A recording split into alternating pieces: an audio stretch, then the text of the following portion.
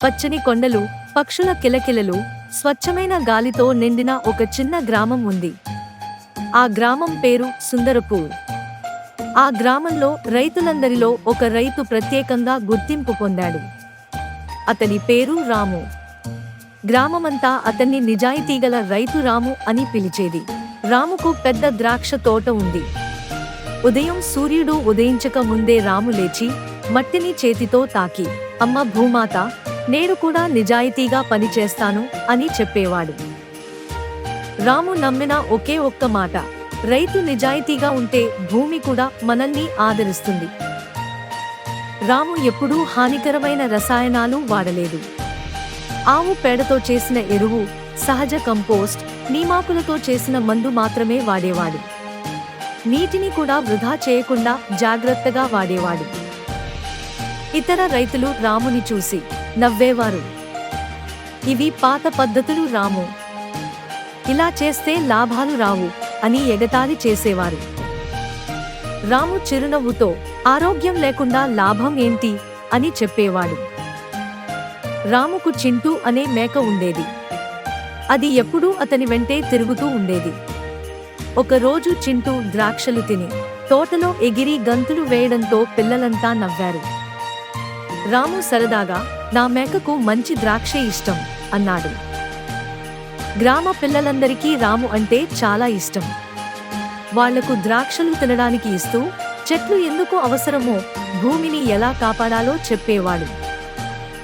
ఒకరోజు శంకర్ అనే పెద్ద వ్యాపారి గ్రామానికి వచ్చాడు. అతను రాముతో, నీ ద్రాక్షలు చాలా బాగున్నాయి, అన్నింటినీ నేను కొనేస్తాను అన్నాడు.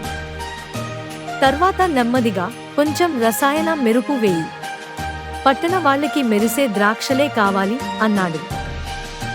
అది విని రాము గంభీరంగా, లేదు, నా ద్రాక్షలు ఆరోగ్యానికి మంచివి, మోసం చేయను అన్నాడు. శంకర్ నవ్వుతూ, ఈ నిజాయితీ మార్కెట్లో అమ్ముడుపోదు అని వెళ్ళిపోయాడు.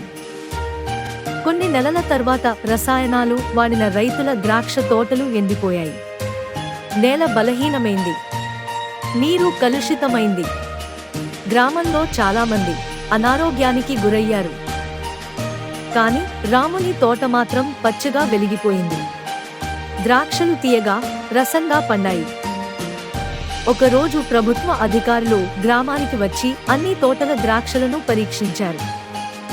రాముని ద్రాక్షలే అన్ని పరీక్షల్లో ఉత్తీర్ణమయ్యాయి.